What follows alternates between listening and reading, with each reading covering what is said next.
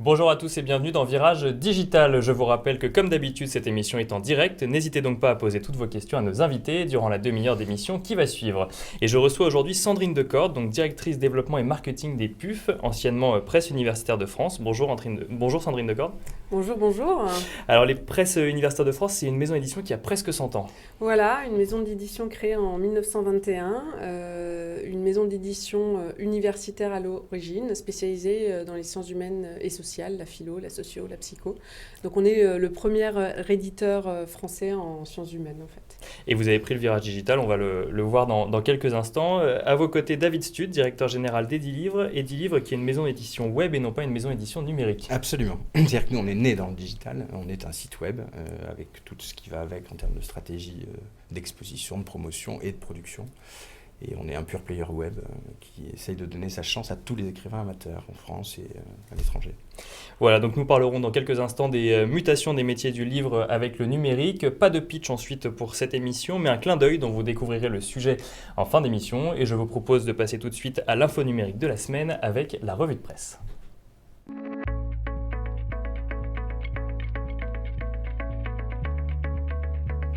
Hier, mardi 22 mars, nous avons tous été marqués par les 3 attentats survenus à Bruxelles dans la matinée, un drame qui a donné lieu à une vague de soutien sur les réseaux sociaux, et parmi ces soutiens, de nombreux dessinateurs ont tenu à rendre hommage à la capitale de la bande dessinée.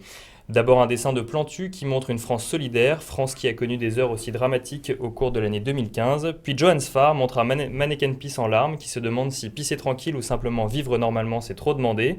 Philippe Geluck souligne lui aussi à sa manière la bêtise de tels actes avec son chat emblématique. Witch montre un Tintin en larmes, Tintin le personnage emblématique d'Hergé qui se dit que face à des événements comme cela, il a envie de déménager sur la Lune sous le crayon de Johan Sfar à nouveau. Dilemme pour sa part rappelle que le drame de Bruxelles intervient à la suite d'une liste trop longue de drames à Ouagadougou, à Ankara, au Kenya, au Mali, en Espagne, à Paris ou encore à Beyrouth. Mais place ensuite à la réaction sous le crayon de Marc Stener. Le mannequin Pisse se relève et urine à la tête des terroristes, une réaction que lui prête également le dessinateur Nawak, évoquant un cadeau de la Belgique à Daesh et qui leur adresse également un doigt d'honneur que même les frites belges adressent aux terroristes, référence à Tintin ensuite à nouveau d'un dessinateur qui propose d'envoyer sa fusée sur Daesh, ou encore de Chonu qui missionne Dupont et Dupont dans la traque des terroristes, et enfin une image publiée par le festival Esperanza qui appelle à la paix où le mannequin Pisse éteint une bombe en urinant. Alors je me retourne vers vous maintenant, donc c'était hier, on a tous été très marqués. Vous l'avez vécu comment vous hier, Sandrine ? Alors nous on l'a vécu parce qu'on a beaucoup d'auteurs belges et de lecteurs belges, notamment dans nos disciplines, et forcément ils ont réagi sur les réseaux sociaux de manière philosophique, sociologique et dans l'émotion aussi, donc on pense beaucoup à eux. David ? On est aussi, nous, on était présents à la foire du livre de Bruxelles il n'y a pas très longtemps. On a pas mal d'auteurs aussi belges, donc on a pensé à eux. Et moi, j'ai une image qu'on a vue aussi passer sur le web, qui était un gros Obélix en train de faire un gros bisou et un gros câlin à Tintin. Et en fait, c'est exactement ce qu'on a envie de leur dire chez Edilivre. Donc on les embrasse finalement, on les soutient.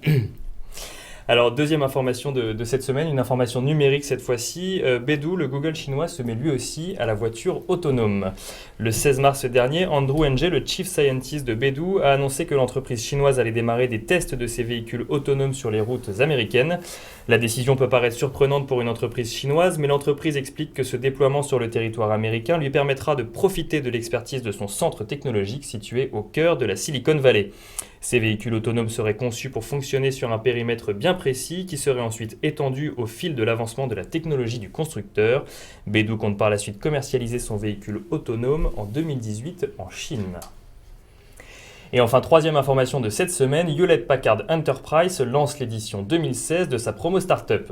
Une promo qui accueillera 24 nouvelles startups donc qui bénéficieront d'un accompagnement personnalisé, d'un accès à l'écosystème interne et externe d'HPE, d'un accès à un laboratoire technique permettant de tester la robustesse de leurs solutions technologiques et d'une mise en relation avec les labs HPE pour les startups les plus innovantes. Parmi les startups sélectionnées, on retrouve des startups dans le domaine du big data, des fintech, de l'internet des objets ou encore de la géolocalisation. À suivre donc. Et c'est fini donc pour la première partie de cette émission et on passe à la deuxième partie, le débat.